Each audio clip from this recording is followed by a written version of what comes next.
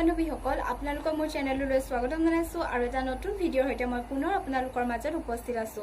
ভিডিঅ'টোৰ থাম্বনেইল লিখি আপোনালোকে নিশ্চয় গম পাইছে মই আজি আপোনালোকৰ লগত কিহৰ কথা আলোচনা কৰিব লৈছো। সো দেৰি নকৰো ষ্টাৰ্ট কৰো আমাৰ এই আজিৰ ভিডিঅ'টো। এখন সুন্দৰ ছাল সকলোৱে পাব বিচাৰে, কিন্তু সুন্দৰ ছালৰ বাবে আমিও নিজে কৰিবলগীয়া কিছুমান কাম থাকে।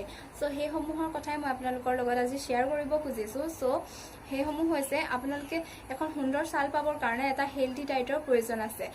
যেনে ধৰক আপুনি বতৰত পোৱা ফল-মূল, শাক-পাচলি আদি আপোনালোকে যথেষ্ট পৰিমাণে খাওক, কাৰণ এইবোৰত এনে কিছুমান গুণ থাকে যিবোৰে আমাৰ স্কিনখন হাইড্ৰেট কৰি ৰখাত যথেষ্ট পৰিমাণে সহায় কৰে। সেকেন্ড কথা আপোনালোকে যথেষ্ট পৰিমাণে পানী খাওক। থাৰ্ড কথা আপোনালোকে এক্সাৰসাইজ কৰক, ৰেগুলাৰ এক্সাৰসাইজ কৰাৰ ফলতো আপোনাৰ স্কিন হাইড্ৰেট হৈ থাকে।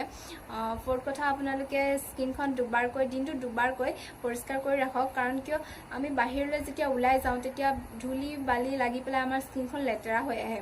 আৰু ৰাতি শোৱাৰ আগতে আপোনাৰ স্কিনখন পৰিষ্কাৰ কৰি ৰাখক, যাতে আপোনাৰ মুখত একো বীজাণু লাগি থাকিলে কি হয় আপোনাৰ পিম্পল হ'ব পাৰে, একনি হ'ব পাৰে, ইত্যাদি ধৰণৰ বিভিন্ন বেমাৰ হ'ব পাৰে, স্কিন প্ৰব্লেম হ'ব পাৰে। সো আপুনি দিনটো দুবাৰকৈ স্কিনখন চাফা কৰি ৰাখক। ফ'ৰ্থ কথা হৈছে আপোনালোকে বাহিৰলৈ যেতিয়া যায় তেতিয়া আপোনালোকে ছানস্ক্ৰীন ইউজ কৰিব। ছানস্ক্ৰীন ইউজ কৰি আপোনালোকে লগে লগে বাহিৰলৈ ওলাই নাযাব, সেইটো ভুল হয়। ছানস্ক্ৰীন ইউজ কৰাৰ 15 মিনিট পিছত আপোনালোকে বাহিৰলৈ ওলাই যাওক। ছানস্ক্ৰীন লগালে আপোনালোকৰ ছালখন ৰ'দৰ পোহৰৰ পৰা বহু পৰিমাণে প্ৰটেক্ট হয়। সেইসমূহ ইউজ কৰক, ভাল ৰিজাল্ট পাব বুলি আশা কৰিছোঁ। তো ইয়াৰ লগতে মই আপোনালোকক কেইটামান টিপছ দিম, সেই টিপছকেইটা ইউজ কৰিলেও আপোনালোকে এখন সুন্দৰ ছাল পাব পাৰে। সো ফাৰ্ষ্ট কথা, এল'ভেৰা দি আপোনাৰ মুখত মাছাজ কৰিব পাৰে। ইয়াৰ বাবে এল'ভেৰা পাতৰ ভিতৰৰ যিটো অংশ সেইসমূহ আপোনালোকে এটা বাতিত উলিয়াই ল'ব। ইয়াৰ লগতে এচামুচ মৌজোল আৰু 2 চামুচ নাৰিকল তেল দি পেলাই এটা সুন্দৰ মিশ্ৰণ বনাই লওক, আৰু এই মিশ্ৰণটো আপোনালোকে 15 মিনিট আপোনালোকৰ মুখত লগাই পেলাই মাছাজ কৰক, আৰু 15 মিনিটৰ পাছত মুখখন ধুই দিয়ক চাফা পানীৰে। দেখিব আপোনাৰ ছাল যথেষ্ট পৰিমাণে উজ্জ্বল, মিহি আৰু কোমল হৈ পৰিছে। তো এইটো হৈছে আমাৰ ফাৰ্ষ্ট।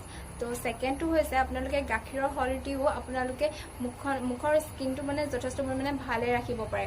ইয়াৰ বাবে অকণমান এটা বাতিত অলপ গাখীৰৰ সৰ ল'ব, আৰু লগতে 2 চামুচ বা 3 চামুচ মৌজোল দিয়ক, আৰু এইটো ভালদৰে মিক্স কৰি পেলাই আপোনাৰ মুখত 20 মিনিটমান মাছাজ কৰক। তো দেখিব, আৰু ইয়াৰ পাছত এই 20 মিনিটৰ পাছত আপোনালোকে মুখখন ধুই দিয়ক, দেখিব আপোনাৰ ছালখন উজ্জ্বল হৈ পৰিছে। তৃতীয়তে আপোনালোকে গ্লিচাৰিন, নেমু আৰু গোলাপ জল লৈ পেলাই মাছাজ কৰিব পাৰে। এইটো মাছাজ কৰিলে আপোনাৰ স্কিনখন ভাল হৈ থকা দেখা যায়। আপোনালোকে এই মাছাজটো 10 মিনিট কৰিব। গ্লিচাৰিন, নেমু আৰু গোলাপ জল আপোনালোকে এটা বাতিত মিক্স কৰি পেলাই সেই মিশ্ৰণটো আপোনালোকে 10 মিনিটমান মুখত লগাওক, ভাল হৈ যাব। ইয়াৰ লগতে আপোনালোকে বিলাহী ৰসেৰে তৈয়াৰ কৰা আইচ কিউবো ব্যৱহাৰ কৰিব পাৰে। ইয়াৰ ফলত আপোনাৰ ছালখন যথেষ্ট পৰিমাণে উজ্জ্বল হয়। ইয়াৰ লগতে আপোনালোকে কি কৰিব পাৰে, গৰমৰ দিনত যিহেতু আমাৰ ঘামচি বেছি পৰিমাণে হয়, সো ইয়াৰ বাবে আপোনালোকে আইচ কিউব ব্যৱহাৰ কৰিব পাৰে। সেইসমূহ ব্যৱহাৰ কৰাৰ ফলতো কি হয়, আপোনাৰ ঘামচিৰ পৰা আপুনি পৰিত্ৰাণ পাব পাৰে। তো এইকেইটাই আছিলে মোৰ আজিৰ ভিডিঅ'। সো এইকেইটা কথাই মই আপোনালোকৰ লগত শ্বেয়াৰ কৰিম বুলি ভাবিছিলোঁ। যদি ভিডিঅ'টো ভাল লাগিছে তেনেহ'লে লাইক, কমেণ্ট কৰিব, আৰু মোৰ চেনেলটো ছাবস্ক্ৰাইব কৰিবলৈ নাপাহৰিব। লগতে কাষতে থকা বেল আইকনটো প্ৰেছ কৰি দিব, যাতে আপোনালোকে মোৰ ভিডিঅ'সমূহ পাই থাকে।